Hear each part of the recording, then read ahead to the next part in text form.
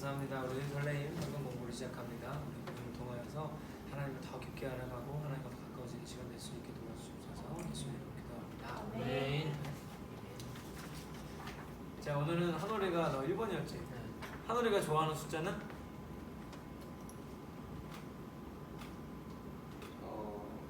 좋아하는 게 없네 이거. 생각해보면 진짜? 저 있어요. 뭔데? 10번. 10? 자, 10이에요 10. 상이가 좋아하는 숫자는 10. 다음 주에 물어봅시다. 이거 맨 처음에 했는데 이거 모르면 진짜 너무한 거야. 이거 얘기하기. 그렇지. 이거 앞에 1분을 봐도 아는 거지. 앞에 1번도 아니야. 진짜 거의. 거의 30초 내내. 아멘 하자마자. 오늘 로마서인데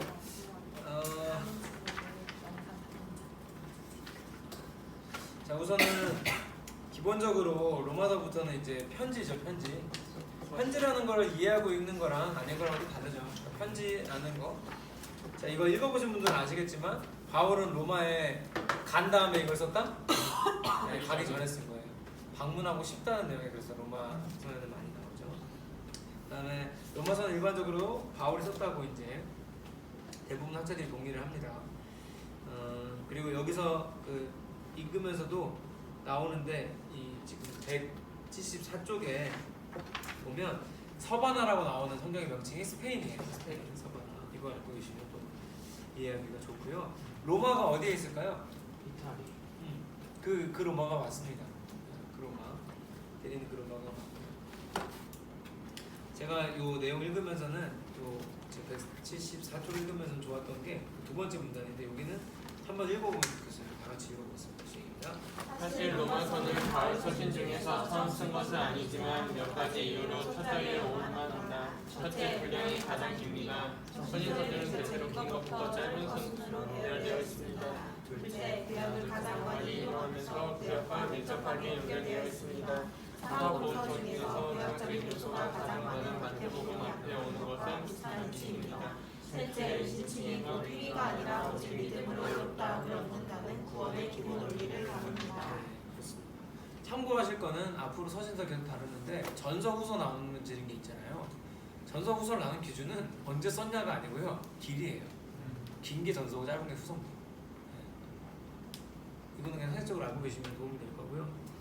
우리가 이제 로마서를 들어가는데 여기서부터 우리가 놓치면 안 되는 게 뭐냐면 이 로마서가 교리적으로 굉장히 중요한 책이기도 하지만 사실 이 로마서를 잘못 해석해서 이상한 시각하는 사람들이 많아요. 그러니까 이 이신칭이라는 거를 이신칭이가 저번 주에 얘기했었죠. 믿음으로 우리가 의롭다 칭하심을 받았다는 건데 이거를 오해해서 남용하는 일이 많아지게 만들었던 책이 또 이 로마서이기도 합니다.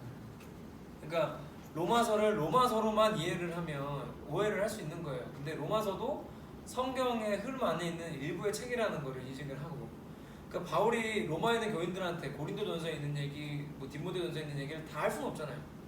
그러니까 로마 교회에 필요한 얘기를 적은 거기 때문에 빠진 게 있고 또 그 교회에 맞는 상황에 설명을 하다 보니까 이제 문자적으로는 그렇게 이해될 만한 것들이 있지만 그럼에도 불구하고 분명히 로마서는 분명히 성경의 흐름 안에 있어요. 자, 성경의 흐름에서 제일 중요한 게 뭐죠? 단어가 우리 이때까지 계속 하나님 나라. 그러니까 그래서 오죽하면 로마서와 하나님 나라라는 책을 제가 되게 좋아하는 신약 성경 교수님이었던 지금 담임 목사 하시는 교수님이 책을 내셨어요. 신약 그 로마서와 하나님 나라. 왜냐하면 로마서에는 하나님 나라가 없다고 생각하는 사람들이 많아요. 실제로 그 단어가 하나님 나라라는 단어를 바울은 예수님만큼 많이 쓰지 않습니다. 바울이 쓴 서신들에는 예수님만큼 하나님 나라라는 말이 드러나지 않고 반대로 구원이나 이 칭의의 문제에 대해서 바울은 더 많이 얘기를 하다 보니까 그러니까 미량 같은 영화 있죠. 미량 너 모르지? 전도연 나오는 영화인데 뭐냐면은 막 그 교회에서 예배드릴 때 전도연이 가가지고 라디오로 거짓말이야 거짓말이 막 이런 거 도망가고 막 이런 영화인데 왜 그런 일이 생겼냐 하면 살인자가 딸을 죽였어. 근데 전도연이 용서를 하겠다고 예수 믿고 나서 용서하겠다고 면회를 갔는데 그 사람이 난 이미 용서 받았는데요 하나님께. 이런 게 로마서를 문자적으로만 그냥 이해하면 가능해지는 거예요. 그래서 우리는 로마서를 진짜 잘 이해해야 돼요. 그리고 참고로 로마서 하나만 잘 이해해도 교리적으로 이단한테 꿀릴 게 하나도 없습니다. 네. 그래서 어떻게 보면 좀 어려웠을 수도 있는데 그럼에도 불구하고 중요한 책이기 때문에 잘 이해되시길 바라고요. 이 책에서 앞서 나온 대로 앞에 1에서 11장까지는 교리, 그다음에 12장부터 16장까지는 그런 교리를 가지고 예수 믿는 사람들이 어떻게 살아야 되는가에 대해서 다루고 있는 책이에요. 그래서 메시지로 혹시 읽은 사람 있어요, 이거? 메시지 성경으로? 메시지 성경을 읽으면 그냥 진짜 한 편의 설교 같아요, 로마서. 그래서 뭐 잘 이해만 하면 특별히 부연 설명이 필요 없을 정도로 굉장히 잘 쓰여진 성경 중에 하나라고 생각을 합니다. 자, 그래서 바로 들어가 보겠습니다. 자, 1장인데 칭의는 뭐라고요? 의롭다 칭하심 받았다. 의롭다 하고 우리는 의롭다고 부름을 받았다. 뭐 이런 뜻이겠죠. 자, 1장. 1장부터 몇 장이죠? 2장. 제가 했고요. 제가 바울이 이제 로마를 가기 전에 편지를 쓰고 왜 썼는지에 대해서 설명을 하고 그리고 어떤 의도로 이제 지금 가려 하는지 이방에서 복음을 전하는 것처럼 로마에 있는 사람들이 복음을 전하러 갈 것이다 이렇게 하면서 인정만 1장에 쭉 나와 있고요. 2장에 넘어가면 하나님의 심판에 대해서 쭉 설명이 되어 있어요. 그래서 정죄에 대해서 굉장히 많이 나와 있고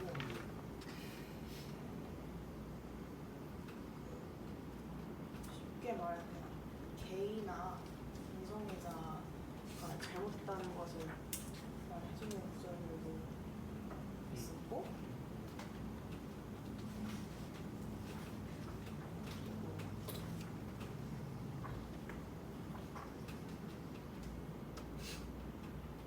2장 21절부터 보면은 저는 쉬운 성경어로 읽었는데요. 스스로를 좀 돌아보게 하는 말씀들이 쭉 나열되어 있었어요. 남을 판단하고 이 사람이 뭔가 잘못했다고 해서 내가 뭐라고 하고 하는 거에 대해서 당신은 그럴 의무가 없다고 하나님도 물어하시지 않는다는 말씀들이 있었고 그거 이제 죄를 지으면 네가 뭐라 할 게 아니라 하나님께서 마땅한 심판과 율법에 따라서 심판을 내리실 거라고 쭉 말씀을 해주셨고 마지막에 이제 있던 말씀이 29절에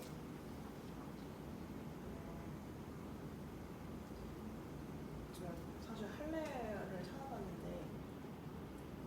제가 찾은 게 많은 건지 맞아. 맞아요? 속임수지. 신과의 그 뭔가 약속하는 그 행위라고 하더라고요. 그래서 그걸 받았다고 해서 내가 성스러운 사람이 아니고 그런 것들이 내가 정리해줄게.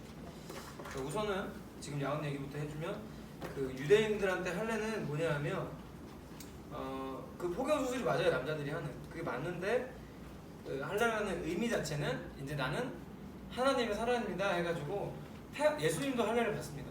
그 태어난 유대인들한테는 할례를 다 행했는데 근데 이제 여기서 로마서에서 할례를 얘기하는 이유가 뭐냐면 교회 안에 그 당시 할례 때문에 문제가 많았어요. 따지면 이런 거예요. 지금 좀 다르지만 지금으로 따지면 세례 받은 사람이랑 안 받은 사람이랑 막 구분해가지고 세례 안 받았어요? 이제 예배 시간 이후로부터 나가요. 막 이런 거. 근데 실제로 초대교회 때는 세례 안 받은 사람이 들어올 수 없는 예배 순서들이 있긴 있었어요. 근데 그게 굉장히 은혜스러운 그리움이었을 거라고 생각합니다. 누구든지 세례를 받고 싶게 만드는. 근데 그게 이제 그냥 이 로마서에 나오는 대로 해석을 하면 할례 받지 않은 사람들이 할례 받지 않은 이유로 정죄받는. 너네 예수 믿는 거 아니라고 했다. 그러니까 무슨 표면적인 이 표시되는 걸로 그것들을 판단을 했던 거를 지적을 하는 내용이고 그 내용은. 그다음에 우선 1장은 인사말이긴 하지만 중요한 게 이제 책에도 나오더라고요. 그죠? 16, 17절. 이 내용은 한번 읽어보면 좋겠습니다. 다 같이 시작. 내가 복음을 부끄러워하지 아니하니 이 복음은 모든 믿는 자에게 구원을 주시는 하나님의 능력이 되느라 먼저는 유대인에게로 그리고 헬라인에게로다. 복음을 하나님의 은혜가 나타나서 믿음으로 되는 아니하니 기록된 바 오직 의인은 믿음으로 말미암아 살리라 함과 같으니라. 자, 그러면 유대인이랑 헬라인만 구원받는다는 소리입니까? 이거를 성경을 글자대로 읽으면 그렇게 되는 거예요. 아, 유대인이랑 헬라인만 구원을 받는 거구나. 그게 아니라 로마서를 받는, 그러니까 수신자들의 입장에서 봤을 때는 맞는 말인 거잖아요. 유대인에게만 속하는 게 아니라 헬라인에게만 속하는 게 맞아요. 아시겠죠? 이 말을 하고 있는 거예요. 근데 나는 이 복음이 부끄럽지 않습니다. 그래서 헬라인에게도 이 복음은 구원이 됩니다. 라고 말하고 있는 거죠. 1장의 내용은 그렇게 중요한 내용은 없지만 이 구절이 제일 중요하고 2장에서는 여기 교재를 같이 보면 좋겠어요. 177쪽에 바울은 먼저 복음이 필요한 비참한 상태의 인간이 있다는 걸 말해요. 이 말이 난 되게 와닿았어요. 이 저자가 쓴 말인데 성경에 나오는 표현은 아니에요. 복음이 필요한 비참한 상태. 이게 예수 믿지 않는 모든 사람을 포함하는 말이죠. 복음이 필요한 비참한 상태에 있다. 그래서 인간은 죄를 다 지었고 하나님의 진노에 따라 심판을 받을 수밖에 없다. 여기서 심판 얘기가 나와서 같이 얘기해보고 싶은 건데 우리는 심판을 받습니까? 안 받습니까? 예수 믿는데? 예수 믿는데?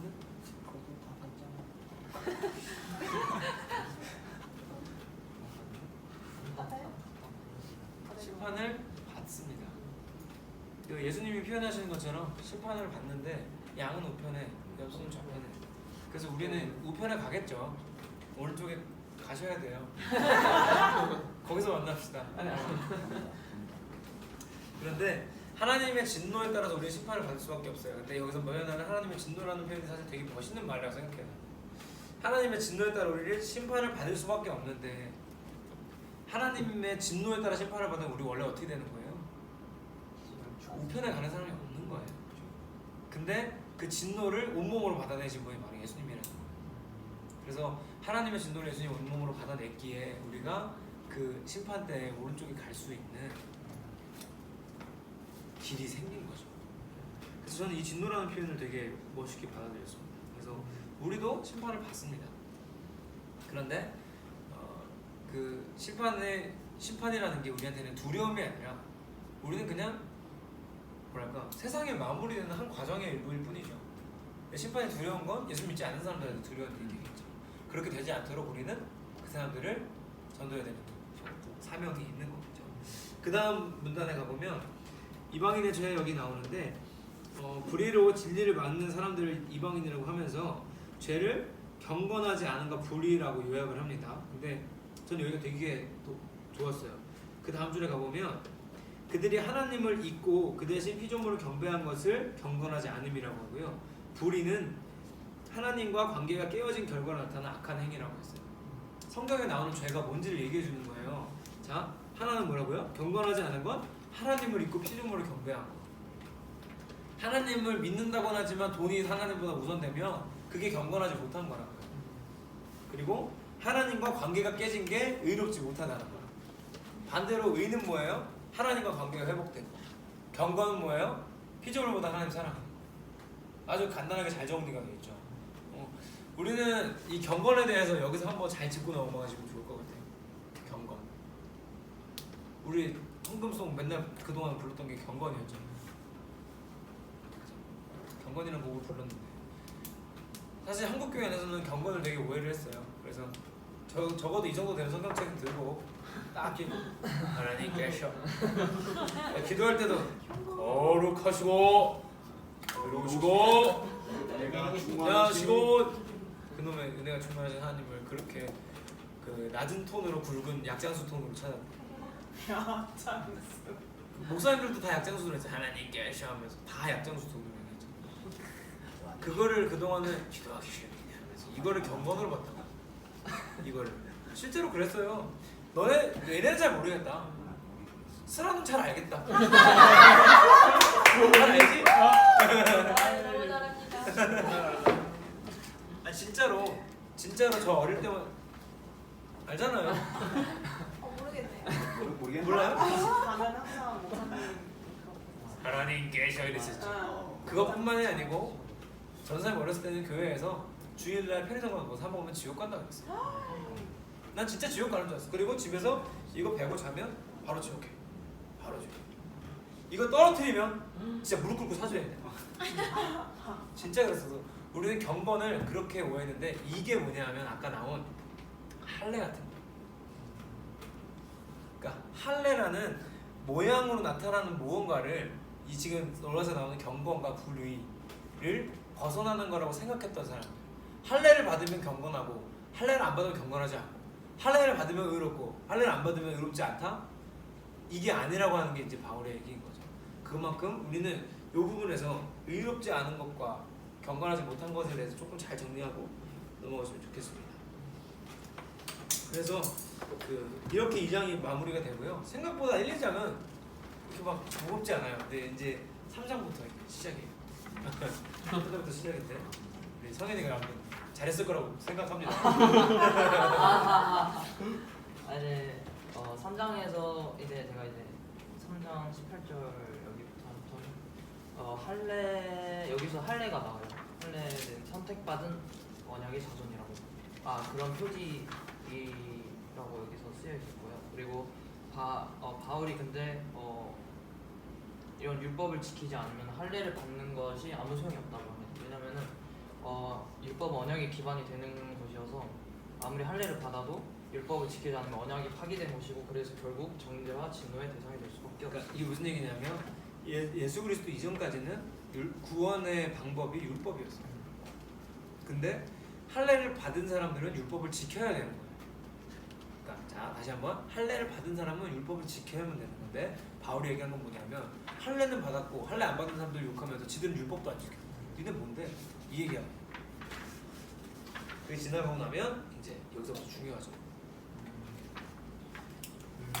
여기 이제 하나님의 의부터 하자면 여기 보시면 율법은 여기 신칭이로 가시면 여기 두 번째 줄에 178조. 율법은 죄를 깨닫게 하고 그 결과 심판 아래 있다는 것을 알게 할 뿐입니다. 그래서 하나님은 율법에 다른 하나님의 의가 나타나게 하셨습니다. 그것은 예수 그리스도의 희생으로 말미암아 죄값을 치르게 하시고 이로써 그를 믿는 자는 누구든지 값없이 의롭다 하심을 얻게 하신 것입니다. 그러므로 유대인이나 이방인이나 모두 다 행위로는 의롭다 함을 얻지 못하고 오직 믿음으로만 의롭게 될 수 있습니다. 이게 이신칭이에요. 이렇게 하시고 이제 4장에서 이거를 증거할 수 있는 이제 아브라함의 이야기를 해요. 이제 아까 그 로마서는 이제 구약과 연결이 많다고하시잖아요. 그래서 여기 아브라함 이야기를 하면서 아브라함은 단순히 과거 조상의 한 사람이 아니라 하나님으로부터 땅과 자손 약속을 받은 자이며 그 다음에 아브라함은 이 약속을 받은 거에 대해서 기다리지 않고 하나님 약속으로 곧장 뛰어들어가서 하나님이 의롭다 하심을 얘기하시고 또 마찬가지로 예수 죽은 자 가운데서 살리신 하나님을 믿는 자들은 오직 그 믿음으로 말미암아 의롭다 함을 받습니다.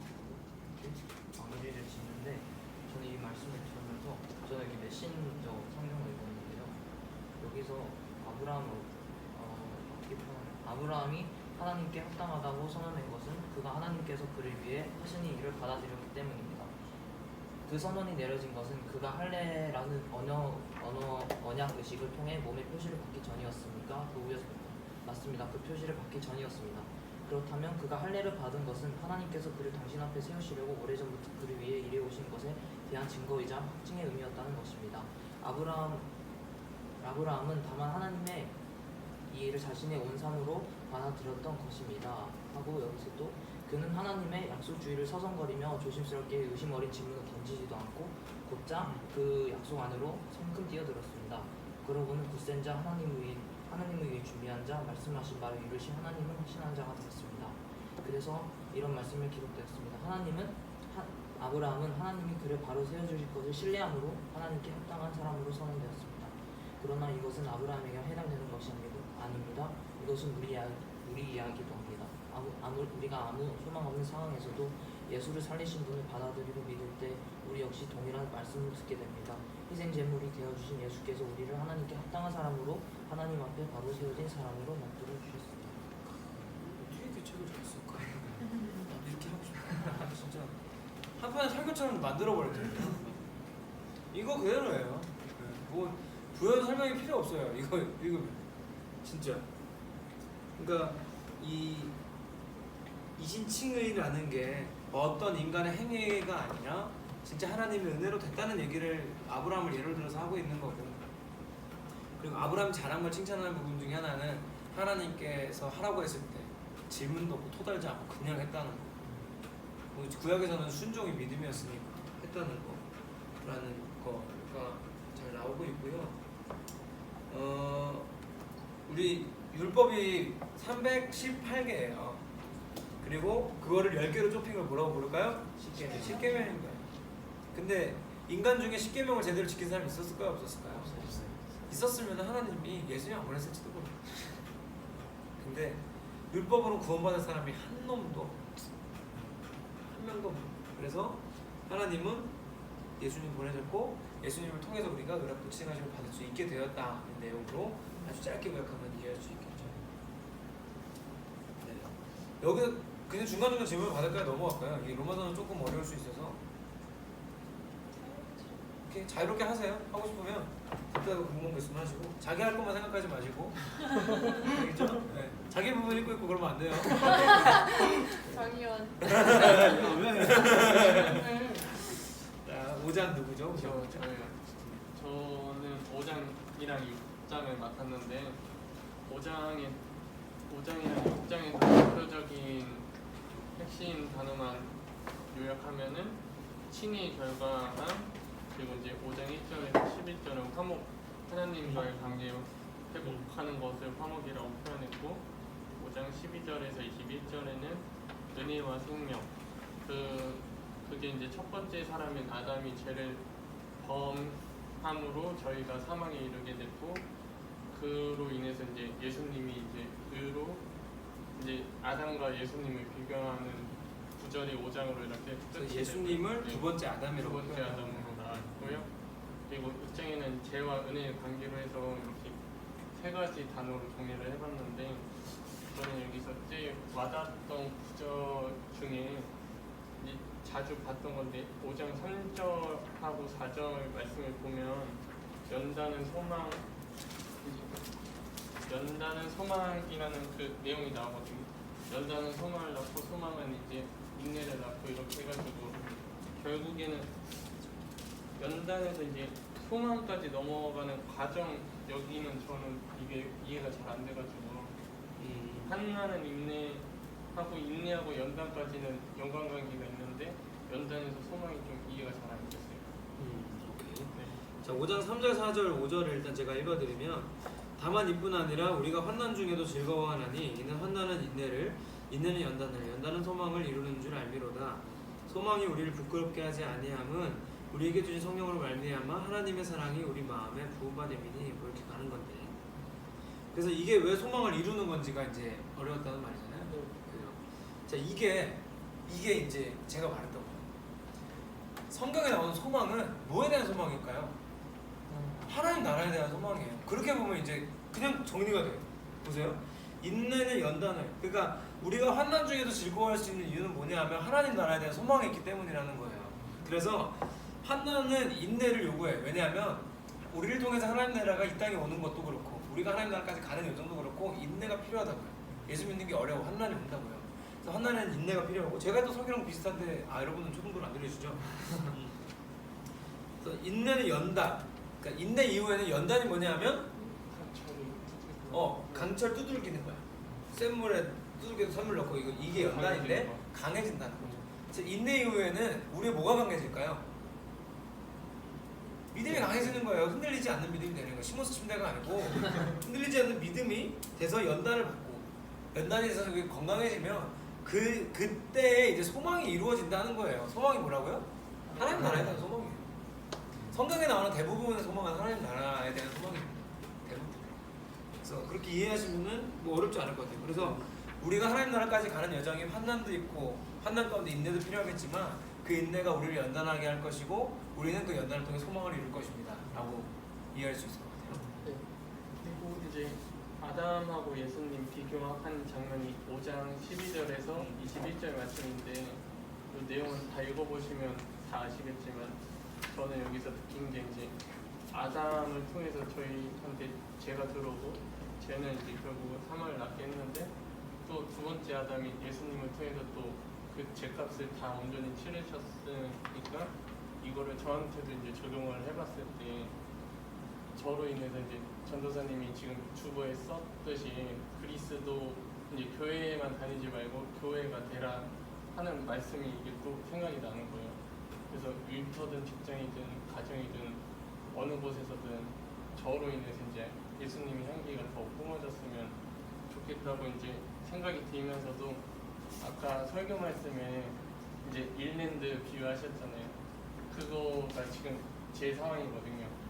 왜냐면 이제 가게가 좀 안 되기도 하지만 고모가 이제 저희 블레싱 캠프 때 가려고 저는 보통 2박 3일을 쉬려다 그러면 일주일을 준비를 해놔야 돼요. 제가 다 해놔야지 거기서 이제 수저나 얹어야지 장사를 하실 수 있으니까. 그래서 같이 가는 날에 쉬었고 저도 쉬고 부모님도 쉬셨는데 갔다 와서 또 이제 기도원에 가신다고 14, 15, 16을 부모부랑 또 자리 비우신다고 저 혼자 일을 다 한 거예요. 8월에? 네. 두 번을 쉬신 거죠. 그러니까 그것을 통해서 이제 저를 더 연단시키려고 하는 거지.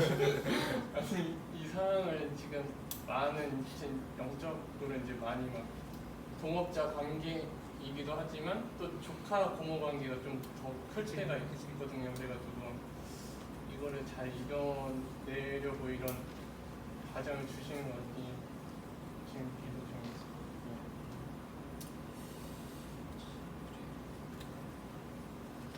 우리가 여기에서 제가 아까도 말씀드렸지만 두 번째 아담을 예수 그리스도로 표현했어요. 그러니까 이런 표현을 모르면 표현이 성경이 있다는 걸 모르면 우리가 오해할 수 있어요. 어떤 목사님 설교를 하는데 둘째 아담 대신 예수라고 표현을 하면 저런 말이 어딨어? 이단 아니야? 이러면 무식한 사람 되는 거예요. 알아두라고요. 로마서 5장에서 예수님을 둘째 아담이라고 표현을 했습니다. 했으니까 알고 계시면 좋겠고, 제가 말씀드렸잖아요. 저 팔복교회 다녔는데 팔복이 불교였는 줄 알았어요. 복음서에 나오는데 몰랐어요. 그래서 저 팔복이 왜 팔복교회지 불교만 하니까 그래서 진짜 어려워. 그래서 오해하지 않으시고 알아두시면 좋겠다는 거예요. 그 다음에 여기서 넘어가기 전에 이 얘기를 한번 가면 좋겠는데 7장에 율법으로부터의 해방의 내용이 나와요. 자, 이게 여기서 한번 정리해보고 좋을 것 같아요. 율법이랑 복음의 관계. 율법과 복음의 관계. 자, 율법에서는 강조되는 거는 우리의 행위인가요? 하나님의 은혜인가요? 우리의 율법은 우리의 행위가 더 강조가 되는 거예요. 하나님이 율법이라는 길을 주셨지만 율법을 지켜야 되는 건 우리니까. 근데 예수 그리스도라는 복음으로 넘어오면 뭘로 바뀌어요? 하나님 은혜가 훨씬 더 강조되는 거예요. 우리는 믿기만 하면 되는 거예요. 이래서 하나님의 은혜.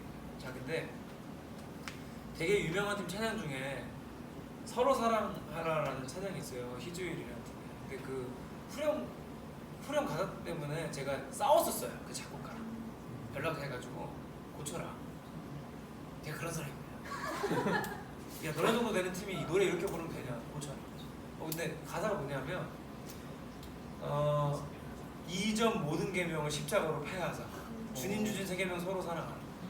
주님 주신 세 계명 서로 사랑하는 요한복음에 나와요. 근데 십자가로 폐하셨다는 표현은 그 정확하게 나오지 않고 그 서신서를 읽다 보면 흐름상 율법이 폐하셨다는 듯한 뉘앙스를 받는 구절들이 있긴 있습니다. 근데 복음서에서 예수님은 정확히 말해요. 내가 율법을 폐하러 온 줄 알았느냐? 난 율법을 완성하러 왔다고 우리가 읽었던 복음서에서 나왔었어요. 근데 그 정도 광해를 지나면 여러분 다 알잖아요. 그거 만든 사람이에요. 같은 사람이라고요. 근데 이 사람의 신앙의 수준과 관계없이 우리는 이거에 대해서 오해하고 있는 사람들이 많다. 자, 예수님은 율법을 무시합니까? 그 율법의 역할은 뭡니까? 우리는 율법으로 정죄받습니까 그러면? 그렇진 않습니다. 그렇다고 율법으로 구원받나요? 아니에요. 성경에 나온 대로라면 뒤에 가면은 고린도 전서인가 제가 헷갈리는데 초등교사로 율법을 표현을 해요. 초등학교 선생님. 초등학교 선생님 중학교 가면 만나요? 가끔 만나긴 하는데 필요가 없어요. 그죠? 그죠? 정확한 표현이에요.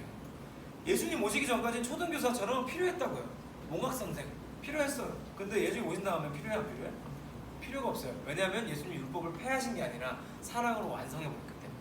그래서 예수님을 믿는 걸로 이 율법으로부터의 정죄가 해결되는 거예요. 그래서 율법이 필요는 하죠. 필요는 해요. 왜냐하면 죄를 알게 하는 기능이 있어요. 우리로서 하나님을 어떻게 잘 믿어야 되는지 알게 하는 기능이 있기 때문에 예수님도 내가 율법 폐하러 오지 않았다고 하신 거예요. 근데 그렇다고 우리가 율법을 정죄받느냐? 그건 아니에요. 율법을 지키지 못하는 우리 때문에 하나님이 예수를 보내셨기 때문에. 그러니까 이거를 잘 이해하지 못하면 우리는 이제 이단들한테 털리는 거예요. 이단들은 다 율법으로 정죄하거든요. 다. 야, 너 십계명에 이런 거 나오는 거 아니?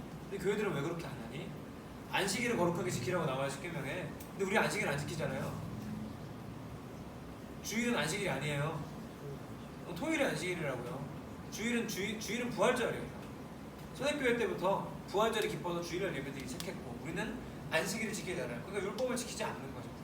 그런 거 가지고 대부분 이단을 이제 치고 들어오는데 모르면 털리는 거예요. 알면 혹시 그거 아세요? 예수님이 율법을 사랑으로 하셨는지. 그러니까 예수님의 사랑 안에 있으면 율법을 정죄받지 않는다. 아주 쉽게 설명해요. 너무 간단하잖아요. 어렵지 않아요. 그래서 율법으로부터 우리가 해방됐다는 거, 율법이 다 쓸모없는 거다가 아니라 율법은 우리에게 죄를 알게 하는 기능이 여전히 있지만 우리는 하나님의 은혜로 이신칭의 믿음으로 의롭다 하심을 받음으로 율법 정죄는 받지 않는다고 정리를 할 수 있을 것 같습니다. 네. 자, 넘어가겠습니다. 아, 7장을 내가 해버렸네. 아, 7장 이거였구나. 아, 5장이었구나. 아, 뭐야. 하지 가만히 말라고 있어. 했어요. 누나 가만히 있어. 8장이 있습니다. 개인적이네 지금. 세상에. 중요해요. 잠깐만, 나 실수했네. 아, 어쩐지 자꾸 뭐 이게 적혔어. 리셋해 리셋. 7장인데 안 들었어요? 우리를 조금 간단히 하자면 7장은 이제 이 서신을 쓰면서 율법에 대해서 지금 넘어가는 거죠. 율법 여기 180페이지 보면은 제목이 율법으로부터의 해방이라고 되어 있는데 말 그대로 이제 율법이 뿐이다. 근데 율법이 필요 없는 건 아니다. 왜? 율법이 약간 제가 이해하기로는 아까 전에 모월 선생처럼 초등교사로서의 역할을 한다고 합니다. 율법이 갖고 있는 분명한 역할과 목적이 있기 때문에 율법이 필요 없는 건 아니지만 말씀처럼 이제 그 모든 거를 완성하신 분이 계시기 때문에 우리는 율법에만 매여 있으면 안 된다. 해방이 되었다. 이런 내용들이 7장에 나와요. 그리고 이제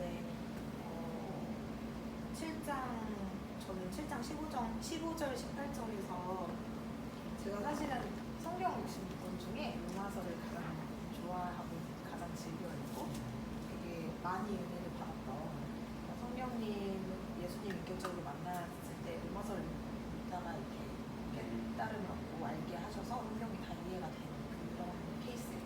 그래서 로마서를 되게 좋아하는데 제 삶이 일단 율법 속에 갇혀 있는 삶이었다가 로마서를 읽으면서 이게 다 깨우쳐진 거예요.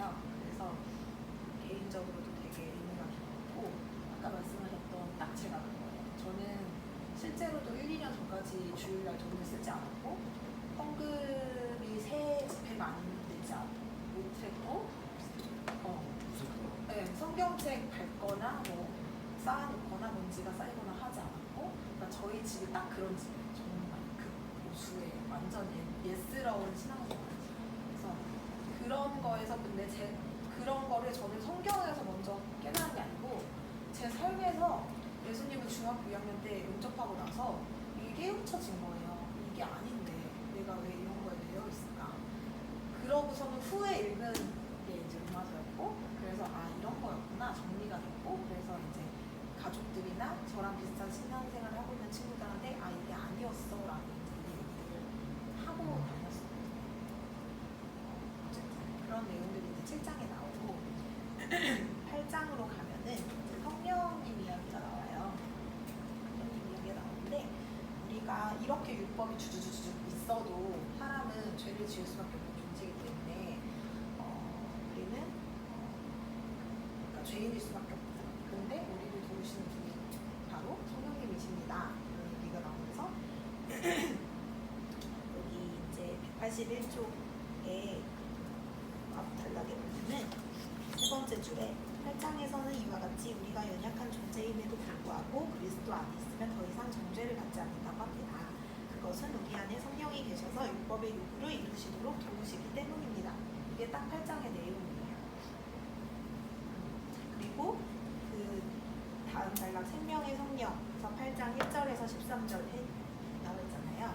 그 제일 마지막 부분에 저는 줄을 쳤는데 혹시 밑에서 하나, 둘, 세 번째 줄에 플레에서부터 보시죠. 그래서 의롭다함을 입은 성도는 계속해서 의지적인 결단과 노력으로 육신을 따라 살려 하지 않고 영으로서 몸에 힘실을 주기는 삶을 살아야 합니다. 라는 부분이 나와요. 이게 우리 삶의 적용인 것 같아요.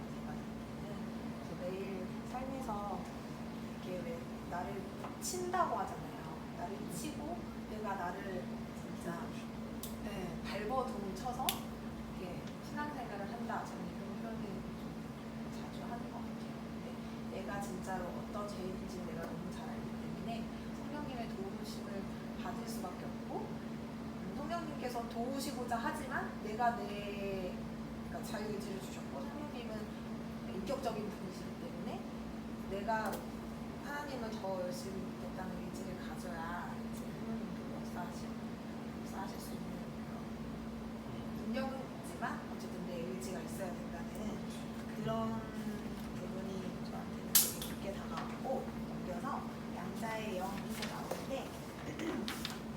또 같은 내용이에요. 우리가 알고 있는 성령 하나님께서 그러니까 우리가 이런 구원함을 얻었지만 구원함을 얻었다고 해서 진짜 행복하게 노래하려 살 수 있는 건 아니다. 당연히 고난이 따라오는데 그 고난 가운데서도 우리가 기뻐할 수 있고 즐거워할 수 있고 한 것은 성령이 우리 함께 계시고 있는 것 같기 때문입니다. 이런 내용이 좀 나오는 거예요. 그리고 제가 가장 사랑하는 우리 8장 마지막 37절부터 39절인데 8장 37절에서 39절이거든요. 그러면 그러나 이 모든 일에 우리를 사랑하시는 이로 말미암아 우리가 넉넉히 여깁니다. 내가 확신하노니 사망이나 생명이나 천사들이나 권세자들이나 현재일이나 장래일이나 능력이나 고통이나 다른 어떤 피조물이라도 우리를 우리 주 그리스도 예수 안에 있는 하나님의 사랑에서 끊을 수 없습니다. 라고 나오는데 넉넉히 이긴다.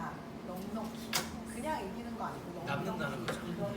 엄청 넉넉히 이기고 그리고 하나님의 사랑에서 끊을 수 없습니다. 뭐 멀어지는 것도 아니고 잠깐 뒤돌아서는 것도 아니고 끊을 수 없다고 표현하는 것 자체가 되게 다가오고 그리고 38절에도 사망, 생명, 천사, 권세자, 현재의 장래의 능력, 높음, 깊음, 다른 어떤 배조 이거 왜 이거를 또 우리 삶에서 우리 삶에 영향을 미칠 수 있는 다른 것들이 없을 정도로 다 하나하나 짚어가면서 이것도 다 안 돼. 우리를 하나님 사랑해서 절대 끊을 수 없어. 그게 뭐든 간에 이 얘기를 하는 거잖아요. 그래서 그게 저한테 다가왔어요. 자, 181쪽에 다시 와보시면 아까 읽었던 그래서 위에 두 줄만 올라가서 자동적으로 혹은 기계적으로 이루어지는 게 아닙니다. 이게 뭐냐면 순종은 자동적으로 기계적으로 이루어지는 것이 아니라고 말하는 거예요. 그러니까 성령에 대한 이해를 우리가 잘해야 되는데 뭐 이런 생각은 나만 하는 것 같더라고 주로. 여러분 그 생각 안 해봤어요? 예수님은 못하는 게 없다니. 마음에 문이고 자시고 다 깨고 들어와서 믿게 만들면 되잖아. 이런 생각 나만 하는 거예요. 난 어릴 때 했었거든요. 근데 제가 이걸 어디서 났냐면 그 다음 문제 보면 성령은 우리 안에서 인격적으로 역사하시지 강압적으로 행사하는 분이야. 난 예수님 믿는데 왜 예수님대로 해야지 못하지? 그거는 성령님이 강압적으로 하시지 않기 때문이에요. 할 수 있을까요? 없을까요? 있죠. 있는데 그렇게 하는 순간부터 하나님은 더 이상 사랑이 아닌 거예요. 우리한테 자유를 뺏어간다면 사랑을 말할 수 없다는 건 군대 가고 깨달을 수 있어요. 그 어떤 것도 바꿀 수 없어요. 나에게 주어진 자유. 그 마지막에 있는 돈 주지 옷 주지 밥 주지 다 필요 없어요. 못 나오지 하나 때문에 우리는 거기 가기 싫어하는 거예요. 마찬가지로 그러니까 우리한테 있어서 자유를 뺏어가면 하나님도 편할 수 있죠. 뺏어가는 순간부터 사랑이 아니기 때문에 성령님을 우리는 강압적으로 하지 않아요. 그러니까 내가 예수를 믿는다고 해서 자동으로 신앙이 성장하는 게 아니에요. 우리가 이거에 착각을 많이 해요. 시간이 지나고 나이가 먹으면 신앙이 좋아지겠지?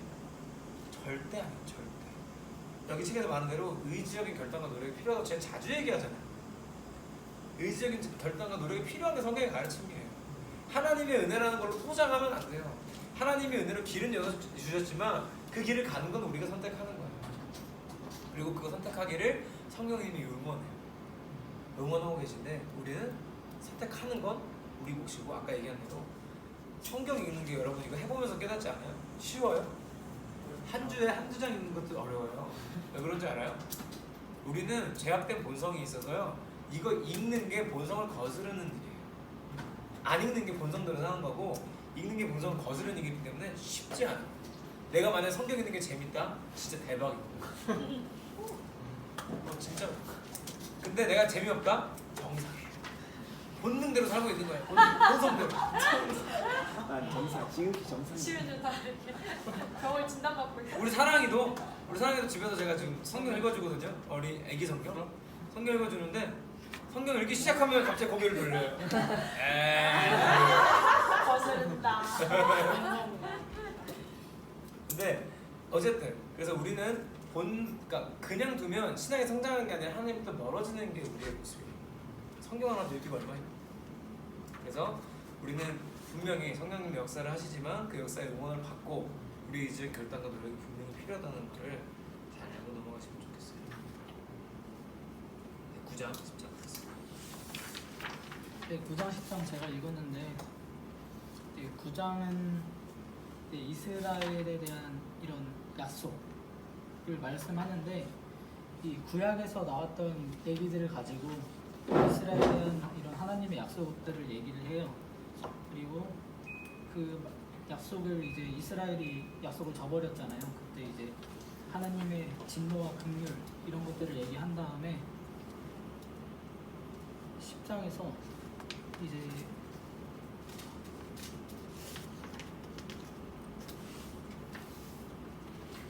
불순종과 의에 대해서 얘기하는데, 이제 믿음은 들음에서 나고 너희들은 그리스도를 다 듣지 않았냐, 이런 얘기로 이제 설명을 해주는 식의 내용이었는데, 솔직히 이걸 왜 하는지 좀 잘 궁금했어요.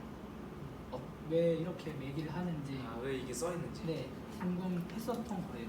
너무 중간을 읽어서 그런 것 같긴 한데, 그래서 좀 이해하기가 힘들었고 그냥 이런 내용이구나 정도만 이해했고, 지금 계속 아까부터 찾았는데 못 찾았던 거는 그 토기장에 대한 내용이 하나 나오던데, 이 장이 맞나? 토기장. 그러니까 하나님에 대해 주권에 대한 얘기를 했었어요. 하나님의 주권에 대한 얘기. 21절에 9장 21절에 아, 여기 나오네. 네. 이제 하나님이 그 토기장이가 이 귀한 그릇을 만들고 또 천한 그릇을 만들듯, 하나님도 이 하나님이 택하신 자들이 있고 또 하나님께서 일부러 버려두신 자들이 있는데, 이건 하나님의 주권이라는 식으로 얘기가 나왔었는데, 이 부분에 대해서는 완전 하나님 마음이시구나 라는 의문이 하나 또 들기도 했었어요. 네. 자, 우선 이 책의 182쪽에 그 중간 9에서 11장에서 여기를 한번 같이 읽어볼게요. 여기 설명이 잘 돼 있어요. 182쪽입니다. 자, 시작. 9에서 11장에서 바울이 주 이스라엘의 구원에 대해 다루기 때문에 갑자기 주제가 바뀌는 것처럼 보이지만, 여기서 바울은 이스라엘의 역사를 신뢰로 들어 믿음과 행위에 대한 자신의 문제를 이어가고 있는 것입니다. 그 안의 흐름은 먼저 과거 하나님의 주권적인 선택 역사를 시작해서 현재 이스라엘이 복음을 대적하고 있는 불순종의 상황을 지적한 다음, 마지막으로 미래에 있을 온 이스라엘의 구원에 대해 설명합니다. 네, 좀 답이 될 것 같기는 한데, 그러니까 앞까지 했던 내용을 9장에서 예화를 설명하고 있는 거예요. 이스라엘 사람들을 예시로 설명을 하는 내용인데, 자, 중간에 나온 이 토기장이에 대한 내용이 무엇이냐면, 정확히 성경 구절은 이거예요. 토기장이가 진흙 한 덩이로 하나는 귀 있을 그릇을 하나는 천 있을 그릇을 만들 권한이 없느냐. 중요한 권한이 있다는 얘기죠. 그러니까 하나님은 그릇을 그러니까 토기장이가 돼서 그릇을 만드실 때 천한 그릇이나 좋은 그릇이나 만들 수 있다는 건 이제 지금 로마서에서 말하고 있는 이 의미는 하나님이 일부러 안 믿는 사람을 만들었다는 뜻이 아니에요. 그 말이 아니라 하나님이 사람을 만들 때 누구는 이 당시니까 누구는 왕이든 귀족이든 상관없고 누구는 가난한 사람 하나님이 만들 수 있는 권리가 있다는 거죠. 권리가 있는데 하나님 그렇게 만드실 수 있는데 그 다음 구절을 보면 만일 하나님이 그의 진노를 보이시고 그의 능력을 알게 하고자 하사 멸하기로 준비된 진노의 그릇을 오래 참으심으로 관용하시고 또한 영광받기로 예비하신 바 긍휼의 그릇에 대해 그 영광의 풍성함을 알게 하고자 하셨을지라도 무슨 말을 하리요. 이게 어렵죠 뭔 말이에요. 그래서 아마 그랬을 거예요. 그냥 하나님 마음 같은 느낌만 들었어요. 그러니까 하나님이 진노를 보이시고 그의 능력을 알게 하고자 하는 멸하기로 준비된 진노의 그릇을 오래 참으심으로 관용하시고 뭐냐면 자 하나님은 잘 귀 있을 그릇이든 천 있을 그릇을 만들 수 있는 권한이 있어서 만들어놨어요. 만들어놨는데 천한 그릇이냐 귀한 그릇이냐가 중요한 게 아니에요. 지금 다음을 보면 그 말이 아니라 그것과 관계해서 뭐가 나오냐면 멸하시기로 준비된 진노의 그릇. 진노의 그릇이라는 게 뭐냐 하면 이 그릇이 천하냐 귀하냐의 문제가 아니라 어떻게 하고 있냐. 이해가 안 되나요 혹시? 그러니까 얘가 신분이 뭐냐의 문제가 아니라 그 가운데 얘가 어떻게 하고 있니? 그거죠. 근데 하나님이 뭐래요? 진노의 그릇을 참아. 그러니까 지금 쟤는 하나님이 진노에 심판을 받아야 마땅한 그릇이야. 내가 아무리 천하게 만들었지만 저렇게 하라고 한 건 아닌데 내가 귀하게 만들었지만 저렇게 하라고 한 게 아닌데 예를 들어서 아까 찬식이 없었지. 일랜드 같은 거요. 내가 부장으로 만들어놨어요.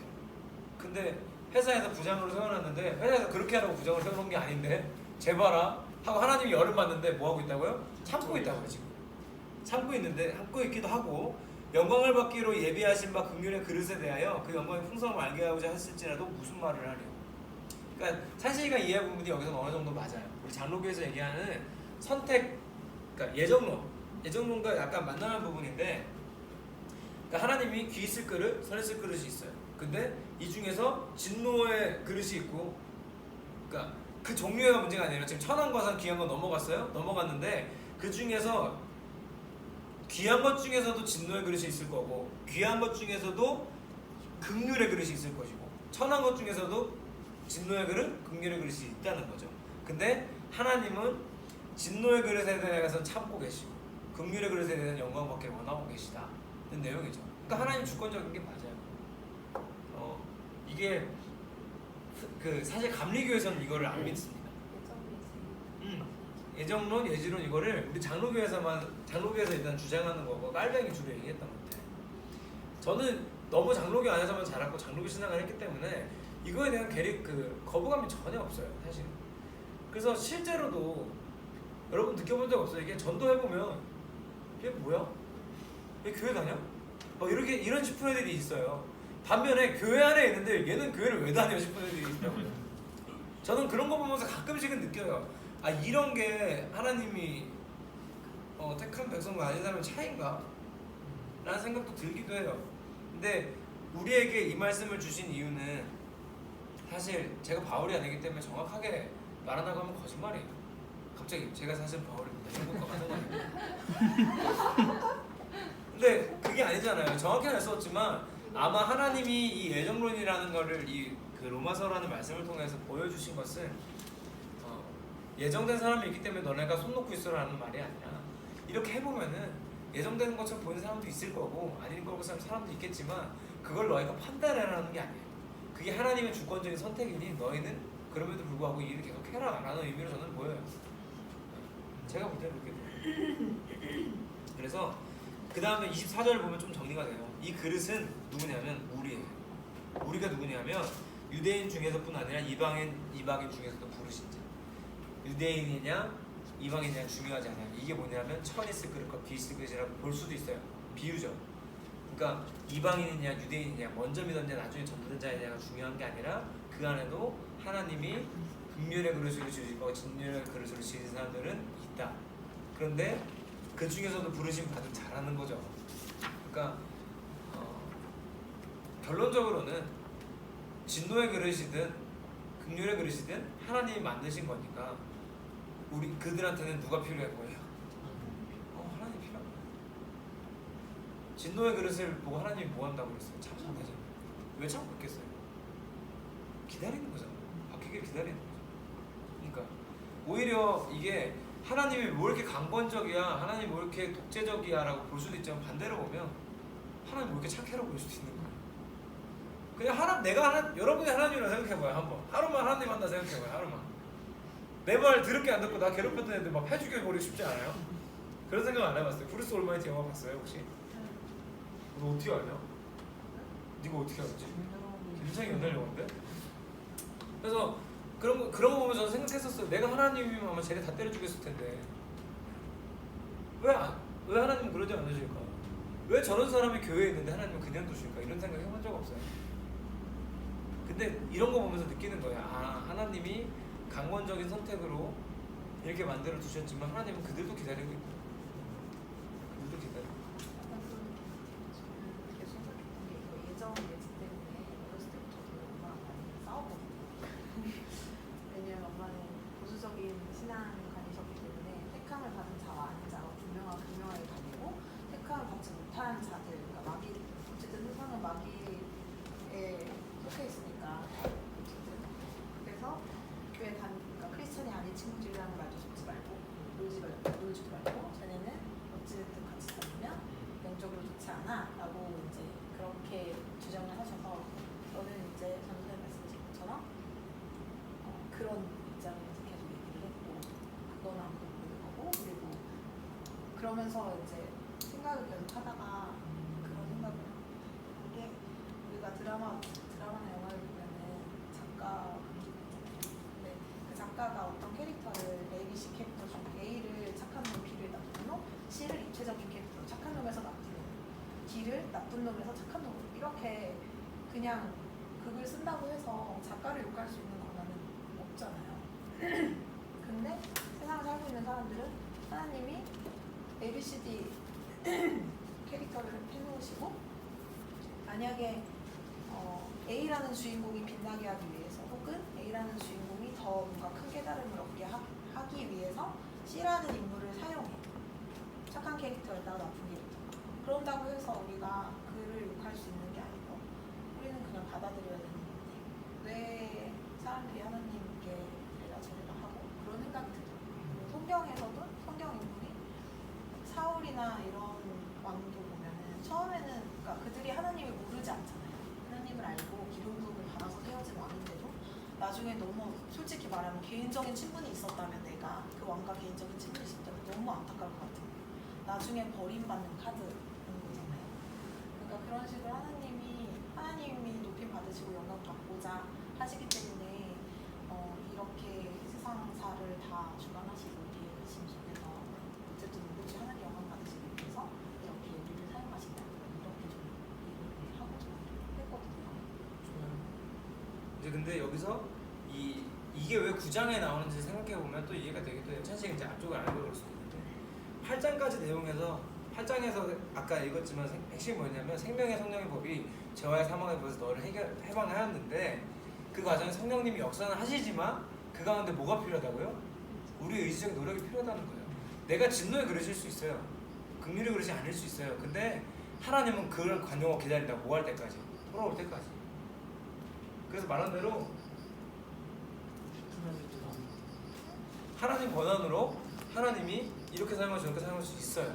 그런데 이렇게 사용받고 저렇게 사용받는 과정에서 하나님께로 돌이킬 수 있는 기회는 분명히 주어질 거라는 거죠. 누구에게? 자, 이렇게 해서 9장은 정리할 수 있을 것 같고 그 다음에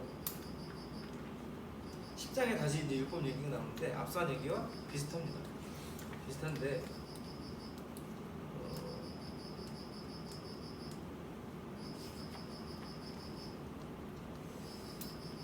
비슷한 얘기를 해서 뭐 굳이 더 할 얘기는 없고 율법은 끝은 이제 그리스도다 이런 얘기를 하고 율법의 끝은 그리스도다. 너희도 아는데 왜 순종 불순종을 하느냐 약간 이런 식의 메시지였던 것 같아요. 한 번 더 강조하고 저는 권면하는 부분이라 생각해요. 앞서서 나온 내용이죠. 쉽지 않아도 이렇게 지나갈 수 있을 것 같아요. 요건 한번 얘기하면 좋겠다. 185쪽인데요. 중간에 보면 이스라엘 백성들은 복음을 듣고 순종하지 않았습니다. 그들이 불순종한 것은 듣지 못했기 때문도 아니고 알지 못했기 때문도 아니었습니다.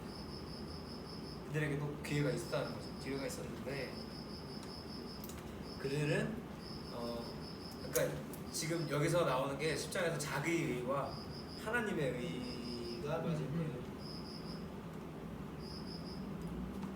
그러니까 예수 그리스도를 믿음으로 말미암아 모든 자에게 미치는 의, 그러니까 하나님의 의와 자기의 의인데 믿음으로 구원받기는 하고 우리의 의적인 노력이 필요하지만 그게 자기의 의가 되는 사람은 하나님 앞에 합당하지 못하다는 얘기가 또 나오는 거예요. 자기의 의가 뭘까요? 자기를 내세우면서 자기 힘으로만 하는. 아무리 우리의 의지적 노력이 필요할지라도 시작은 어디예요? 하나님부터인 거죠. 그래서 막 이런 저는 어릴 때부터 많이 봤어요. 교회 안에서 내가 누군데? 내가 교회에서 어떻게 했는데 다 개소리예요. 진짜 미안한데 이건 욕 먹어야 돼. 내가 누군데 이거 하는 순간 끝난 거예요. 그게 자기 의예요. 예를 들어 우리 청년들이니까 우리 찬양팀 하잖아요. 찬양팀 하는데 제가 학교에서 이거 진짜 미안한 얘기지만 우리 저 장신전 나왔고요. 유튜브에서 다 보세요. 학교에서 진짜 미안하지만 채플에서 저도 찬양인도 한참 했고 채플에서 찬양인도 하는 전사님들 중에 통기타 매지 않고 찬양인도 안 하는 사람들이 있어요. 그러니까 예를 들어서 학교 시스템이 아주 개판이거든요. 그냥 진짜 개판 15분 전이에요. 5분 전도 아니에요. 진짜 15분 전인데 그래서 가끔씩은 아무리 해도 기타가 안 나오고 할 때가 있어요. 그러면은 버리면 돼요. 안 치면 되잖아요. 근데 나는 기타 칠 줄 아는 사람이에요.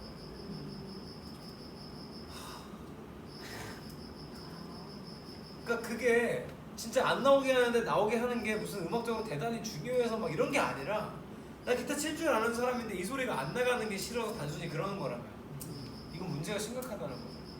왜? 학교에는 나를 보고 있는 수많은 여학생들 교회 음악과가 여자친구들이 실제로 이 마음이 왜 없겠냐고요. 대학생들한테 백날 신학생이라고 할때 똑같아요. 미안하지만 더 하면 돼요. 그러니까 그런 게 자기 의인 거예요. 내가 교회에서 우리도 교회에서 무슨 봉사를 하는데 자꾸 나중에 내 의로 하고 있어. 하나님의 의가 아니야. 나니까 이 정도 하지. 아씨 이러고 있어. 안 하면 돼요. 그거 하지 마세요. 진짜 안 하는 게 나아요. 그렇게 되지 않도록 우리는 분명히 그런 의지적인 노력을 해야 돼요. 그래도 하나님이 하셨죠. 그렇습니다. 11장 보고 있습니다. 귀뚜라미 굉장하네. 막장 굉장히 잘한다. 야외에서 칼빵이야. 메트로놈처럼 따다다다 그거. 11장 전데요. 목소리가 왜 이렇게 기어 들어가지? 다들 자기 차례대로 그러니까 자기 차례는 목소리 굉장히 작아지고 막. 아, 저 열심히 안 했는데. 언제 열심히 할래? 요한계시록 때 요한계시록 아니 좀 어렵다.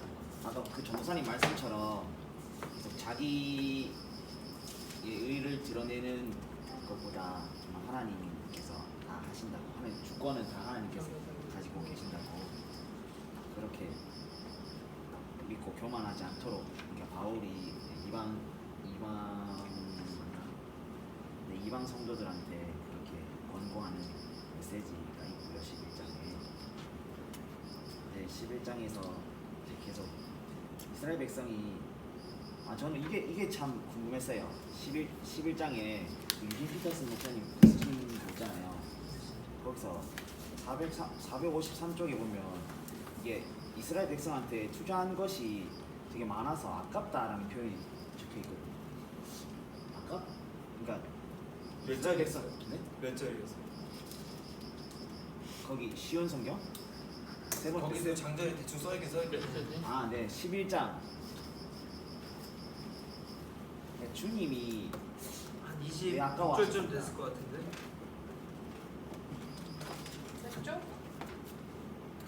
493쪽. 453점. 잠잘 잘 모르겠네. 11장 1절, 2절, 6절까지?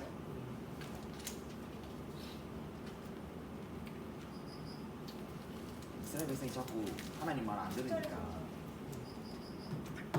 왜 자꾸 오는데? 아니 찾아서 이상등으로 한번 읽어볼래. 아니 아니, 그게 아니. 아니고 얘가 나를 자꾸 쳐다봐서. 아니 보고 있어. 좋았어. 자 그래서 이제 마무리 해주시면 좋네요. 네, 그게 참 궁금했고요. 네, 11장은 그게 이제 답니다. 진짜 없어요. 진짜 11장이 이스라엘 백성이 하나님께서 택하셨는데 자꾸 이렇게 왔다리 갔다리 하니까 바다리. 그 중간에서도 정말로 진짜 택함 받은 백성이 있고 없고가 있는데 이제 이방인들도 저희도 이제 진짜 택함 받은 사람이 있고 없고가 있는데 그거 때문에 택함 받았다고 옥죄하지 말고 교만하지 않도록 그런 거를 자꾸 권고하는 메시지가 있었어요. 12장에 가보자. 12장에서도 뭐 행위가 다가 아니고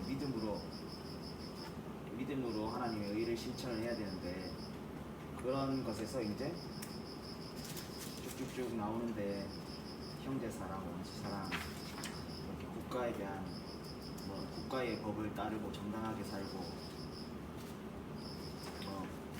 나를 사랑하듯 남을 사랑하라 이런 되게 그런 좋은 내용이었어요. 왜 좋은 내용인데? 성경이 안 좋은 내용인가요? 아 이거 무섭다.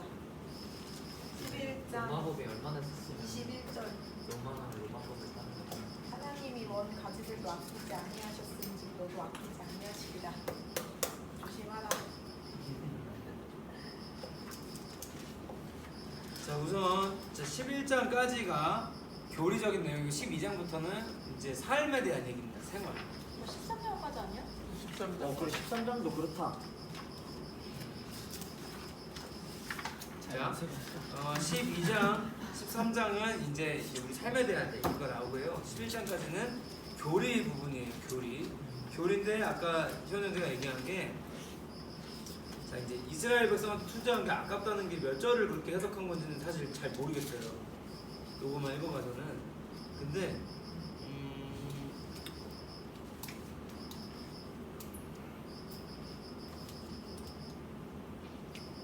도대체 몇 절을 그렇게 해석했을까? 네, 아무래도 1, 2절 1, 2절이라고 써있다고 하는데 아깝다고 표현이 돼 있어. 그래서 투자하시는 것이 너무 많지. 탄식한다? 아깝다라고는 안 합니다. 뭐야? 투자하신 것이 너무 많습니다.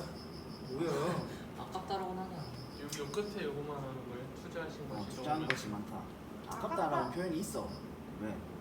나 봤는데. 오빠가 그냥 그렇게 아깝다. 좀 아깝다.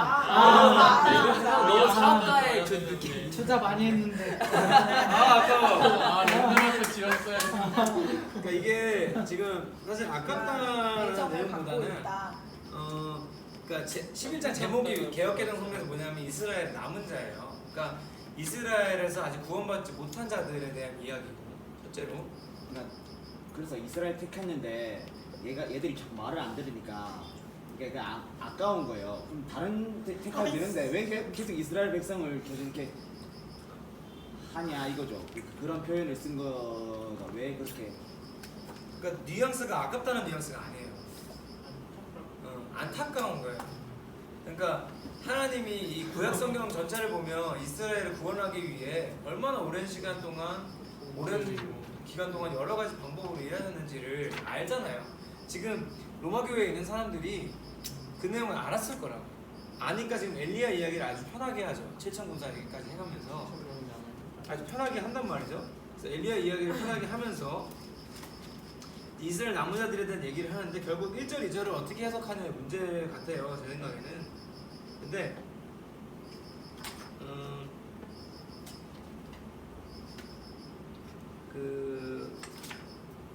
제가 보는 성경은 위클리프라는 성서학자 중에 성경을 영어로 가장 먼저 번역한 사람이라고 보시면 돼요. 이 사람이 쓴 주석이 밑에 달려 있는데, 자, 그 주석에는 지금 1절을 뭐라고 해석하냐면 하나님이 자기 백성을 버리셨느냐 그럴 수 없는 일이라 이거를 뭐라고 설명하냐면 그 당시에 이제 로마 교회에 그런 흐름이 있었던 것처럼 생각을 하나 봐요. 이 사람은 뭐냐면 이스라엘 사람들 자체를 부정해. 그러니까 니네 뭐 이스라엘 역사 그렇게 길어도 너네 구원 못 받은 사람들도 있잖아. 이런 사람들이 야 너네 틀어 먹었어. 이런 걸 얘기를 하는 사람들 앞에 바울이 뭐라고 하냐면 야 나도 이스라엘 사람이야. 나 베냐민 지파인데 이 얘기를 하고 나서 그 다음에 하나님이 이스라엘을 안 버려서 뭔 소리야. 그 다음에 너네들이 잘 몰라서 그러는데 엘리야 얘기 모르니 너네? 그래서 엘리야 얘기를 해주면서 그걸 풀고 있는 걸로 저는 보여요. 네.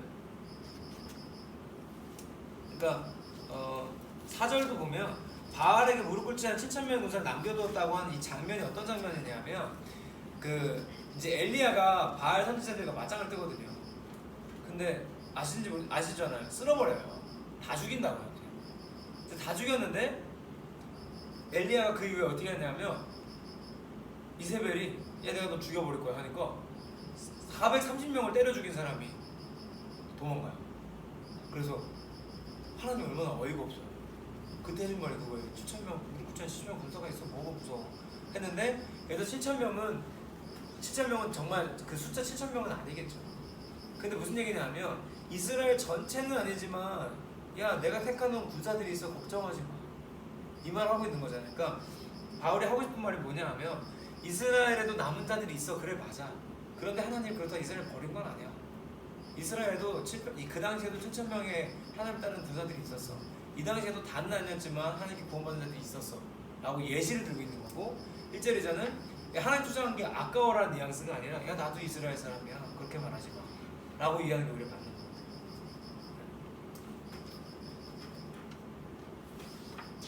질문자가 납득이 되겠죠.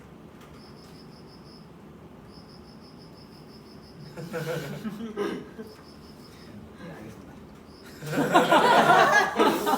유튜브 말아.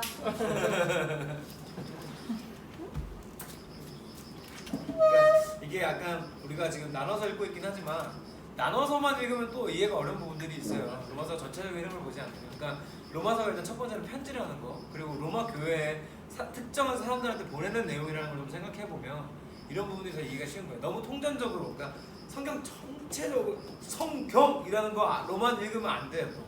그러니까 성경 안에 있는 로마서 안에 있는 내용이라는 걸 생각하고 읽어보면 조금 더 이제 그런 부분이 잘 정리가 될 것 같고요. 그다음에 12장, 13장은 그리스도인의 생활에 대한 얘기인데 12장에 여러분 좋아하는 구절 나옵니다. 12장 2절. 너희는 이 세대를 본받지 말고 오직 마음을 새롭게 함을 변화를 받아 하나님의 선하시고 기뻐하시고 온전한 뜻이 무엇인지 분별하도록 하라. 분별하라. 이게 사실은 뭐 12장, 13장의 핵심인 것 같아요. 그래서 희원도 특별히 할 말이 없는 것 같아요.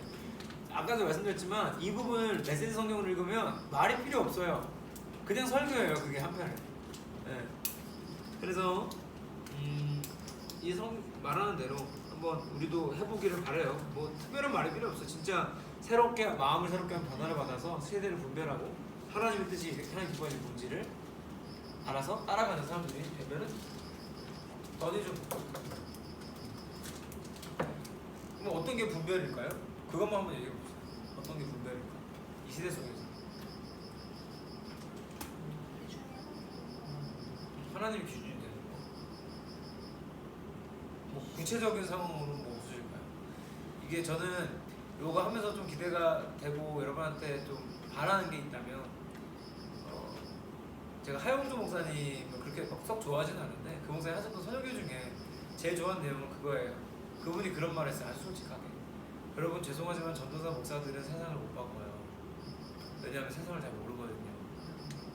그리고 그렇게 말해요. 세상을 바꾸는 건 여러분 성경을 가르치는 사람 되십시오 라고 말씀하셨던 게 있어요. 저는 그게 너무 와닿아요. 실제로 저도 아까도 얘기했지만 군생활 그런 거 안 해봤으면 쥐뿔도 몰랐을걸요. 사람들이 귀장에서 뭐 하고 있는지 아무것도 몰랐을 거예요.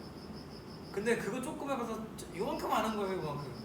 근데 여러분도 여러분 서로를 다 모르잖아요. 어떤 일을 해야 되고 어떤 게 어떤 부분이 힘들지. 그러니까 여러분 각자의 자리에서 분별하는 거는 여러분의 몫이기 때문에 한 명이라도 좀 나눠줬으면 좋겠어요. 뭐 이런 게 분별이 아닐까 싶은 생각이 들었겠다. 저 있어요. 저 어린이집을 하잖아요. 근데 특히 어린이집을 돈 벌려고 한 건 아니거든요. 근데 돈을 벌려고 하면 벌 수 있어요. 세상의 방법. 누구도 뭐라고 할 수 없고 아무도 그러니까 걸려도 피해 입지 않고 그리고 법적인 죄를 나한테 가할 수 없는 그런 방법들이 있어요. 돈을 남겨 먹을 수 있는. 근데 나는 그걸 다 알고 있지만 그 방법을 취하지 않으면 진짜 바보거든요. 1년에 1,500에 2,000 정도 손해가 나는 거니까. 왜냐면 그걸 벌 거라고 이미 정부나 이런 지자체 시군구에서도 구청 같은 데서도 알고 있어요. 알고 있어서 그냥 의뢰 다 하겠지. 근데 저는 그거를 안 하기로 결단을 하고 나는 무조건 하나님 보시기에 정직하게 합니다. 내가 그냥 남들보다 못 벌고 그냥 선생님들 월급 정도만 벌더라도 나는 하나님 보시기에 하나님 기준에서 봤을 때 세상 사람들이 나보고 미련하다고 하든 답답하다고 하든 하나님 기준에서 봤을 때 내가 아는 선에서 최선을 다해 정직하고자 한다 이렇게 하고 가는데 그거를 당장 저랑 계약하거나 저랑 같이 일하는 선생님들이나 계약하는 대표분들 그런 사람들은 그냥 알아요. 통상적이기 때문에. 그래서 저한테 반문을 해요. 이거 왜 이렇게 하냐. 저 크리스찬이어서 정직하게 가려고 하면은 모든 대답이 되더라고요. 그래서 배가 사실 아파요. 너무 남길 수가 없으니까 일은 일대로 너무 힘들고 그래서 그냥 그렇게 쭉 가는 게 제 기준에서는 면에서 하나님 기준에 맞춰 살려고 하는 게 아닐까 환난. 네? 환난. 생각합니다. 이게 환난이에요. 환난에 뭐가 필요하다? 인내가 필요하다. 진짜 하나님이 아시겠지 이러고 나를 이 자리에 보내신 이유가 있고 나를 여기에 선택해서 하게 하신 이유가 있고 이렇게 이런 저 생각과 설교하실 때 그랬잖아요. 왜 나는 성경을 이해가지고 저 그게 용납이 안 되는 거예요. 내 스스로 부끄러우니까 나는 왜 이렇게 생겨먹어가지고 이렇게 세상의 눈으로 봤을 때 손해를 다 짊어지고 살까 항상 일은 남들보다 진짜 배로 하는데 생각을 안 할 수가 없는데 그리고 몸이 힘들고 좀 처지고 이런 날은 사실은 유혹이 와요. 유혹이 오는데 그냥 섬이고 이렇게 달려가고 하고 있어요. 하나님이 하시니까 세워주시지 않을까. 그래서 영광 받으시지 않을까. 그러니까 결론적으로는 제가 주변에서 보는 것도 그렇고 저도 그랬고 결론적으로는 하나님 손해보기 안 해요. 진짜 안 해요. 어떤 방법인지 우리가 상상을 못할 뿐이지 진짜 손해보기는 안 하시는 하나님을 좀 자주 봤고 그렇게 하시거든요. 좋아요. 이런 거 그래서 여러분 삶의 자리에서 어떤 게 분별인지 한번 생각해 보시면 좋을 것 같고요. 그 다음에 12장 14절에 가면 그리스도인의 생활 이렇게 나오면서 뭐라고 나오냐면 너희를 박해하는 자를 축복하라. 축복하고 저주하지 마. 뭐 말도 안 되는 소리야. 너희를 박해하는 사람이 누굴까요? 스라의 직전 혼자. 스라를 박해하는 거. 근데 뭐 얘가 특별한 무슨 얘기를 한 건 아니지만 대부분의 세상에서 나를 세상에 있는 나보다 이제 윗사람들은 다 이제 보통은 박해하는 것이 일상이 되어 있잖아요. 사실. 그런 상황에서 박해하는 자를 축복하래요. 세상에. 세상에. 가능한 거고. 그래서 저는 성경, 그러니까 예수님이 오신 이후에 왜 하나님이 율법으로 정죄하지 않으시는지를 알아요. 왜냐하면 예수 믿는 건 율법보다 더해요. 원수를 사랑하잖아요. 박해하는 자를 축복하래잖아요. 예수 믿는 건 율법보다 더해요. 그래서 저는 그런 것 같기도 해요. 13장 가보면 또 이제 비슷한 내용이 나오고요. 13장에 여기서 이제 이 구절은 한번 잘 같이 생각해보면 좋겠어요. 13장 1절인데 제가 읽어볼게요. 각 사람은 위에 있는 권세들에게 복종하라. 권세는 하나님으로부터 나지 않음이 없나니 모든 권세는 다 하나님께서 정하신 바라. 그러므로 권세를 거스르는 자는 하나님의 명을 거스름이니 거스르는 자들은 심판을 자취해.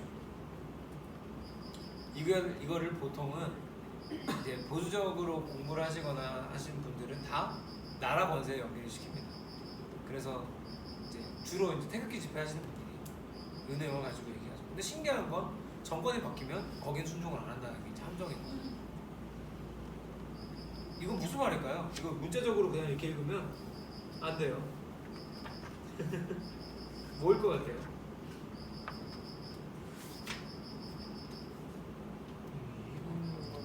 진짜 어렵죠? 인내하라? 권세는 하나님께로 나지 않아요.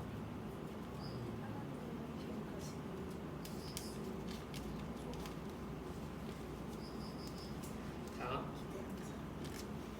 이거 누구? 위클리프. 영어로 성경을 처음 번역한 성경을 공부 많이 했다 안 했다? 많이 했다. 좋은 주석들은 잘 번역을 해요. 그러니까 잘 해석을 해요. 여기 뭐라고 나오냐면 각 사람은 위에 있는 권세들에게 복종하라는 서두의 말씀은 그리스도인의 의무를 명시한다. 그리고 처음 두 절의 나머지 부분은 왜 그들에게 이런 의무가 있는지를 밝히는데 권세는 하나님으로부터 나지 않음이 없나니 모든 권세는 다 하나님께서 정하신 바라. 여기서 핵심이 있어요. 헬라어 원문의 문체는 관원과 관직, 그러니까 일하는 사람과 그 직분을 다 강조한다. 이곳에서 여기가 핵심이에요. 정부의 형태에 관해서는 전혀 언급되지 않는다. 다만 본절은 여기가 또 중요해요. 정당하게 역할을 다하는 정부 자체와 위정자들을 강조하고, 정부의 권세를 거역하는 것은 하나님의 명을 거역하는 것이다. 따라서 그들은 심판을 받을 것이다. 뭐가? 정당하게 역할을 다하는 정부 자체와 위정자들의 강조하다. 그러니까 단순히 진짜 한국말로만 보면 그게 지금 맞는 것처럼 보이잖아요. 근데 그게 아니라는 거예요. 정당한, 그러니까 그러니까 개신교가 정부가 손잡았을 때부터 저는 개신교 타락했다고 봅니다. 그래서 조찬기도에 가서 목사님들이 설교는 안 하고 대통령을 찬양하고 대통령을 높였을 때, 부끄러운 얘기지만 박정희 정부나 전두환 정부 다 기독교가 지지했습니다. 지도자들이 지지했고, 이게 부끄러운 우리 과거에 우리가 회개해야 되네요. 근데 그 흐름이 아직도 오는 거예요. 아직도.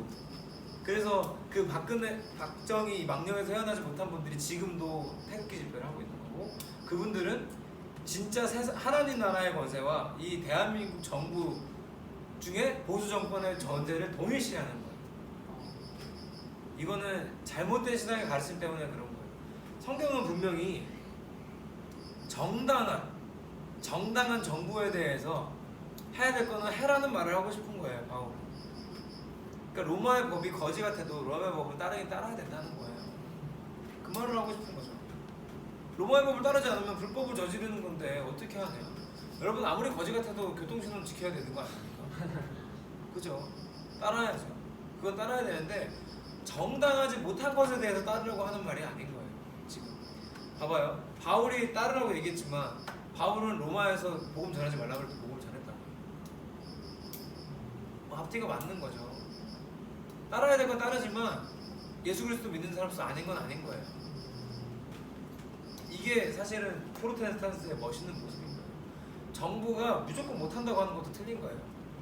저는 그래서 이거는 진보적인 신학하시는 분들도 나는 되짚어봐야 생각해요. 그분들은 보수 정권 잡으면 무조건 다 반대. 그렇다고 반대로 문재인 잡으면 다 찬성해. 전 반대입니다. 성경은, 기준은 성경이에요. 그리스도인. 성경이 맞다고 하는 건 정권이 하는 거 잘하면 칭찬해주면 되고요. 성경이 아니라고 하는 걸 정권이 하면 아니라고 해야 되는 거예요.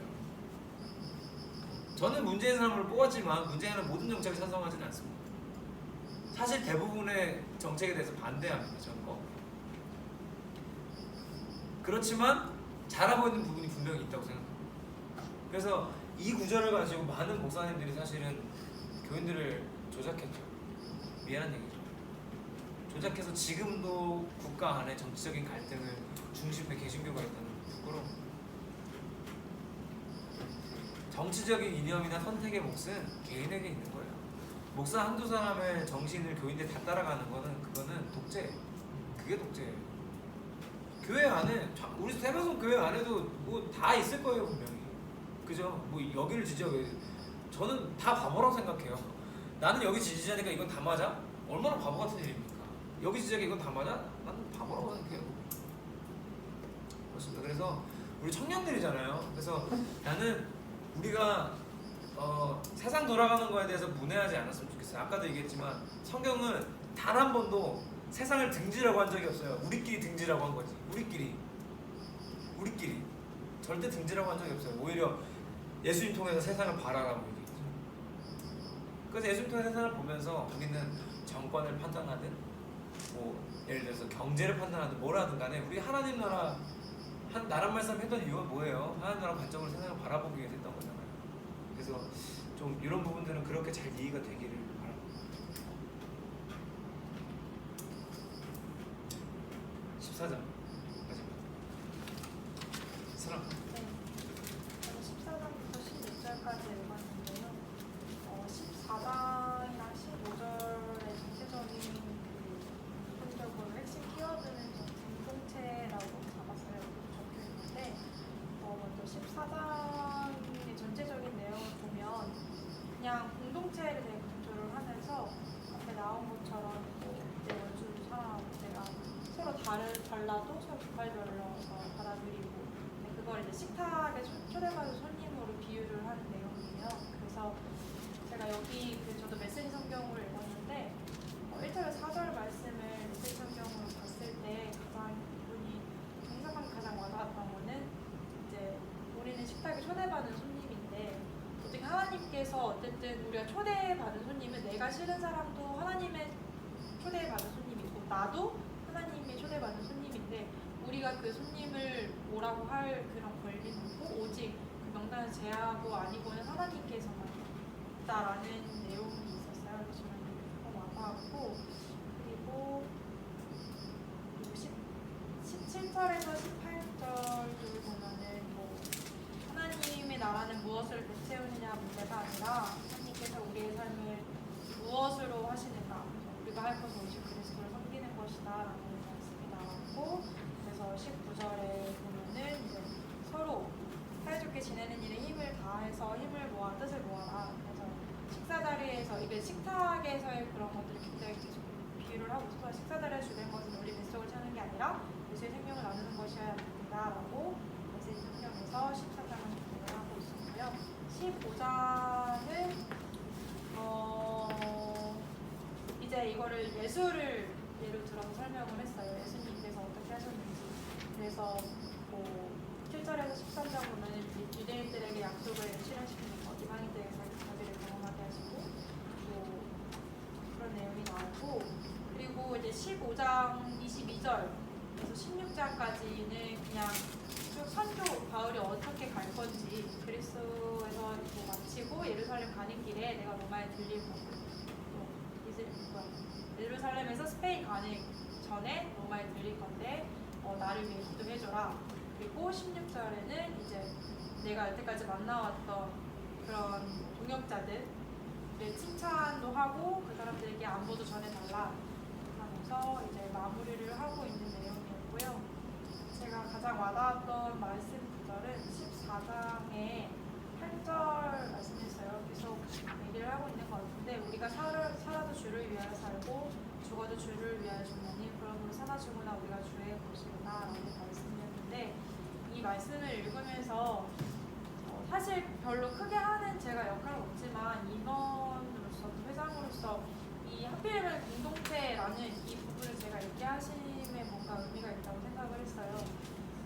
사실 청년 공동체뿐만이 아니라 우리가 공동체 생활을 굉장히 많이 하게 되잖아요. 사람이 혼자 살아가는 게 아니기 때문에 그 안에서 나와 맞지 않는 자들을 만날 때가 굉장히 많아요. 사실 맞는 사람을 만난다기보다는 대부분이 나와 다르고 맞지 않는 사람인데 내가 이제 뭐 그 사람들을 정죄할 수도 없는 거고 어쨌든 그분도 하나님께서 택하신 자녀는 아닌데 어쨌든 우리는 그 사람들을 예수 그리스도로 사랑으로 그 사람들을 사랑해야 하고 보살펴야 하는 우리들이기 때문에 조금 더 우리가 깨어서 기도하는 자가 되어야겠다고 생각을 했고 뭐 내 생각과 나의 그런 것들이 아니라 정말 전사님께서 말씀하신 것처럼 세상을 바라볼 때 예수 그리스도로 십자가로 이렇게 바라봐야 된다라고 생각을 하게 되는 정신 잘해줘가지고 여기서 이 좀 외람된 얘기로 들릴 수도 있겠지만 14장 이제 13절 이후의 내용은 형제로 거리끼게 하지 말라는 내용이 이제 정리가 되어 있어요. 개혁의 성경에는. 그래서 여기서 보면 이 공동체를 기준으로 해서 공동체 안에서 형제를 거리끼게 하지 말라는 게 핵심이에요. 그러니까 예를 들어서 고기 21절에 보면 고기도 먹지 아니하고 포도주도 마시지 아니하고 무엇이든지 내 형제로 거리끼게 하는 일을 아니함이 아름다우니라. 형제를 거리끼게 하지 말라는 거죠. 그러니까 기준은 공동체 안에 있다는 게 저는 이 14장에서 얘기하고 싶은 거라고 봐요. 예를 들어서 제가 이거 유튜브에서 꽤 인기가 높았던 제가 했던 강의 중에 하나인데 교회 안에서 이제 음악적인 걸로 싸우는 거. 전 이런 거라고 생각해요. 그거는 공동체가 합의 보면 되는 거예요. 그러니까 막 절대적인 기준인 것처럼 막 싸워요. 예를 들어서 제가 페이스북에도 오늘 저녁에 재밌는 거 해볼까요? 그러니까 막 교회 안에서 누가 찬송가 왜 다른 노래 부르는 이 쓰레기들 이렇게 쓰면 댓글이 아마 재밌을 거예요. 그렇지 않아요? 근데 실제로 아직도 그런 거 가지고 하는 사람들 많아요. 어떻게 찬송가 왜 했거든? 근데 제가 그 유튜브 영상에도 있는데 찬송가라는 것 자체가 독일 국가도 있고 영국 국가도 들어있고 미국 민요도 들어있고 그런 걸 모르니까 이제 헛소리를 하는 거예요. 민요 부르는 건 괜찮고 새로 지금 찬양 만드는 건 이상한 거 말이 안 되는 거죠. 근데 만약에 찬양 CCM 찬양을 하는데 이 새로 나온 요즘 찬양을 부르는 게 공동체 안에서 거리끼는 사람들이 많아. 그럼 하지 말라는 거예요. 뭐하러 해 거리끼는데, 그죠? 그러니까 기준은 절대적인 무슨 어떤 기준이 있는 게 아니라 공동체 안에서 거리끼는 사람이 많으면 피하면 돼요. 교회 안에서 예를 들어서 목사님이 그런 것도 있어요. 어떤 저 이제 목사 오시 통과해서 지금 목사 안수 받으러 왔는데 제가 아는 교수님은 목사 안수 받는 날 하늘색 셔츠를 입고 갔다가 안수를 못 받을 뻔했습니다. 심지어요 안수 받을 때 목사 가운이 있거든요. 그런데 여기 이만큼 보이는 거예요. 근데 그것 때문에 쫓겨날 뻔했어요. 이런 또 말도 안 되는 게 생기는 거예요. 근데 만약에 그 공동체 안에서는 앞에 서는 사람이 다른 색깔 셔츠를 입는 게 용납이야. 그러면 굳이 또 그거를 갖다가 난 입어보겠어 하고 이겨볼 필요가 없다는 거예요. 그게 무슨 본질적인 문제도 아니고 좀 말도 안 되긴 하지만, 그러니까 결론적으로는 내가 보기에 이 공동체 좀 이상해 보이는 게 있어도 그 공동체에 그걸로 거리끼는 사람이 없으면 좀 맞춰가야 될 필요도 있다는 얘기이기도 한 거예요. 그게 본질적인 문제가 아니라 예를 들어서 갑자기 부서 안에서 내가 바울이라고 하는데 이걸 거리낌이 없어. 이거 문제가 심각한 거잖아요. 그런 걸 말하는 게 아니에요. 그런 걸 말하는 게 아니라 본질적인 내용이 아닌데 어떻게 예배 시간에 찢어진 청바지를 입고 막 이런 게 거리끼는 사람이 있어. 그럼 찢어진 거 입지 말라고 꿈에서 와. 구겨서 오세요. 네. 그런 말이에요. 그렇죠? 그렇게 하면 이제 사실 현실적으로 굉장히 적용이 많이 되는 부분인 것 같아요. 어떻게 청년부에서 목장이라는 표현을 써? 셀모임 아니야? 실제로 우리 교회는 왜 사도신경 옛날 걸로 하고 주기도 옛날 걸로 하는 건지 궁금하지 않아요? 배경이 다 있어요. 여기 신도시 이사를 왔는데 처음에 나는 전능하신 하나님 존재 창조주를 믿습니다. 나는 귀에 이르신 난 다 외워요. 두 가지를. 근데 나는 교회 주장을 하는데 예배 끝나고 와서 물어보는 거예요. 여기는 왜 사도신경이 달라요? 이상한 거예요. 자기가 옛날 교회 다녔으면서 우리 보고 이상한 교회라는 거예요. 근데 그게 주저리 설명이 안 되는 거예요. 옛날 사람들이랑. 나이는 젊은데 옛날 사람인 거예요.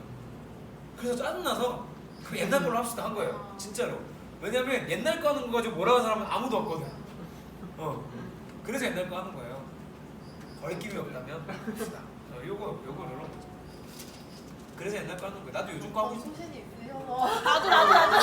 소신은 되게 가요. 저도 새거 외웠는데. 소신은 사실 요즘 거 하는 게 더 좋아요. 요즘 게 번역이 더 좋잖아요. 이해도 쉽고. 근데 그런 배경이 있었다는 거. 기억도 안 나. 공동체 안에 이런 일이 있었다는 거를 이해하시면 좀 도움이 될 것 같고요. 그 다음에 여기 재밌는 주제가 드디어 다시 돌아왔습니다. 16장 13절 요것만 마무리하면 될 것 같은데, 자 이게 무슨 재밌는 주제냐면, 여러분 기억나요? 우리 복음서 할 때 구레네 사람 시몬, 십자가 억지로 졌던 사람 기억나요? 제가 그때 잘못 말했어요. 가나안인 시몬이라고 했는데 가나안인 시몬은 예수님 제자 이름이고요. 구레네 사람 시몬이, 이 구레네가 어디냐면 이제 북아프리카 쪽이에요. 자, 구레네 사람은 시몬은 북아프리카 사람인데 6월절에 놀러 온 거예요, 예루살렘에. 근데 거기서 예수님 뭐야, 너 사람들 왜 이렇게 모여서 갔다가 너 십자가 좀 들어? 예? 지라고 예 하고 진짜 억지로 진짜. 그래서 그 사람이 어떻게 됐나 궁금하다 하셨죠? 여기 나와요. 로마 교회에 있습니다. 13절에 보면, 자, 주 안에서 택하심을 입은 루포와 그의 어머니에게 모나나라, 그의 어머니는 내 어머니니라. 여기서 루포가 누구냐면 구레네 사람 시몬의 아들. 루포의 어머니 누구예요 그러면? 시몬의 와이프죠. 근데 어떻게 돼 있어요? 루포와 그의 어머니에게 모나나라고 특별히 말하고 있습니다. 바울. 로마 교회 안에서 뭔가 잘하고 있는 건 아닐까요? 정확하게 어떤 결론이 나오지 않아요. 구레네 사람 시몬이 어떻게 됐다더라 이렇게 나오진 않지만, 루포의 아빠였던 구레네 사람 시몬이 십자가를 지고 억지로 졌지만, 억지로 졌다고 성경 분명히 써 있습니다. 억지로라. 다르게 해석하는 분들이 많아서 그래요. 억지로 졌다 분명히 써 있어요. 신앙 좋은 사람 아니에요. 이 사람 아니에요. 예수 믿는 사람 아니에요. 자꾸 옛날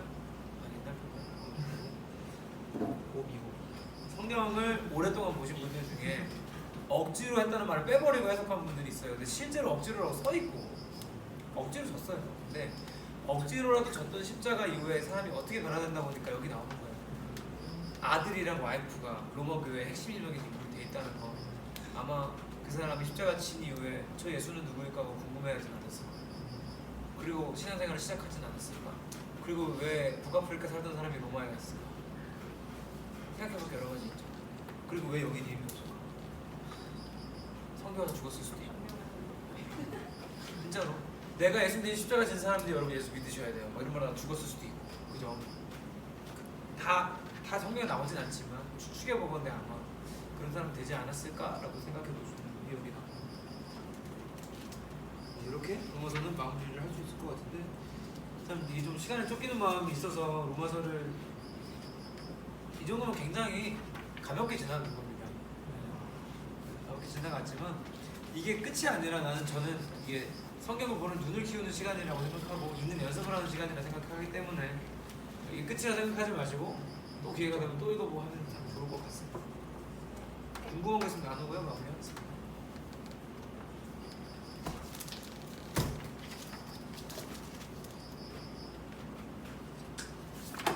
오늘 어려운 거 없었어? 끝에 가서 좀 어려워. 너 부분에서? 아니요 뒤에? 갔다 오기? 나라랑 같이 정부 좀 어렵고, 앞에 부분은 은혜 받았어. 다행이다. 지금 앞쪽에 보면 이신칭이라고 해서 3장 19절에서 30절 이렇게 말씀하셨는데, 좀 표현 방식에서 이게 막 중간에 보면 뭐 하나님은 율법 외에 다른 하나님의 의가 나타나게 하셨습니다. 다른이라는 표현이 율법과 다른 하나님의 의라고 했을 때, 저는 율법의 한 단계를 올라서 하나님의 의라고 생각을 했는데, 다르다는 디프런트 개념이잖아요. 같은 게 없는, 시밀러리 없는. 그렇게 봤을 때 저는 왜 그렇게 표현을 했는지. 저는 이렇게 생각해요. 이게 들어봐요. 이제는 율법에 21절 3장 21절인데 율법에 하나님의 한 의가 나타났으니, 아마 이거를 다르다고 메시지 성경에 해석한 것 같아요. 근데 율법 외에 율법 말고 하나님의 의가 나타났다고 개혁개정도 똑같이 번역을 했어요. 그러니까 왜 이렇게 했냐 하면 저는 이렇게 생각해요. 바울은 지금 이 부분에서는 율법이 아니라 예수야 라고 하는 말을 하고 있는 거예요. 이것도 로마 교회를 좀 생각해 봐야 되는 건데 로마 교회에 있는 분명 유대인들도 많이 있었을 거예요. 그리고 유대인들이 신앙생활을 먼저 했기 때문에 상식적으로 생각해 보면 바울 따로 인상하는 사람들이 있잖아요. 그렇다고 하면 분명히 교회 안에도 성경 교사가 있고 배우는 사람들이 있었겠죠. 근데 교사들 중에 많은 사람들이 아마 유대인이었을 가능성이 높아요. 성경이 해박하니까. 근데 해박한 사람들이 자꾸 하다 보면 자기들이 원래 해왔던 방식대로 율법에게 많이 했을지도 몰라요. 그러니까 지금 중요한 게 율법이 아니야. 그거 말고 다른 이게 있어 라고 말하고 싶은 게 아닐까라고 생각을 해보고요. 그리고 율법과 복음은 다른 게 맞아요. 반대예요. 율법은 인간의 행위고 복음은 은혜니까 반대입니다. 진짜 반대되는 개념인데 이 반대의 중간쯤 어디에서 우리는 잘 움직여야 된다. 행위가 완전히 무시되는 것도 아니지만 그렇다고 하나님의 은혜가 무시되는 것도 아니고 하나님의 은혜만 있는 것도 아니고 우리의 행위만 있는 것도 아닌 그 중간 어딘가에서 잘 있어야 된다는 거죠. 그래서 다른 게 맞습니다. 복음이랑 율법은 다른 게 맞습니다. 새로운 방법이니까 완전히. 그래서 예수님은 율법의 완성이 되신 거고 그렇게 이해할 수 있을 것 같아요.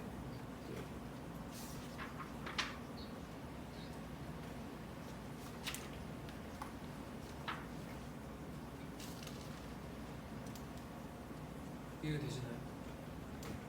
아마 강조하는 표현일 겁니다. 강조하려고 그랬어요. 오케이. 좋습니다. 여러분 로마서까지 오시느라 고생이 많으셨어요. 다음은 고린도 전후서가 같이구나. 아 그럼 분량이 꽤 많지 않은데. 전후서가 같이네. 그죠? 총 29장이 됩니다. 사도행전이랑 비슷한 분량이죠. 여기가 이렇게 짧아. 고린도전서 16장까지. 고린도전서 16장까지. 29장이면 네, 4, 7에 28 4, 4, 4, 4, 4, 4, 5로 가면 되는데 자 쓰라면 맨날 많이 읽게 할 순 없잖아요.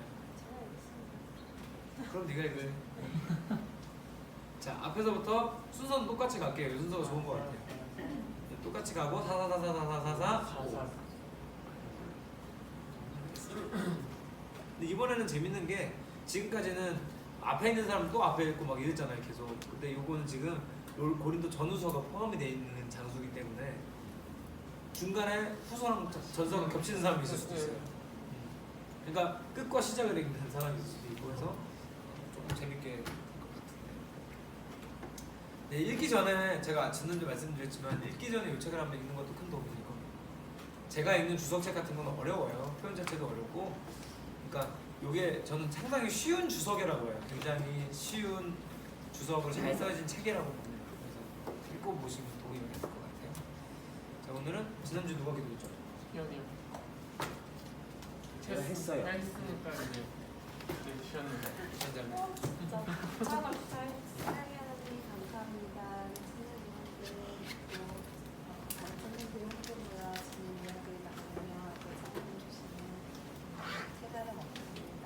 주님 삶의 현장에 나갔을 때 주님께서 주신 말씀 시작합니다. 같이 청청하게 사랑해 주시는 우리들이 받을 수 있도록 도와주시고 주님 성경을 바로 알고 깨달아 주님을 더욱더 잘 알아갈 수 있는 기회가 되게 하시며 주님 이 시간 준비하신 전수선님께서 함께하여 주셔서 항상 힘과 능력 부어주시지 감사드립니다. 주님 오늘 들은 말씀대로 삶 현장에 나아가서 크리스찬의 모습으로서 정말 실현에 지되어지는 우리들 모두가 되게 하여 주시길 믿고 감사드립니다. 예수님의 이름으로 기도합니다. 아멘.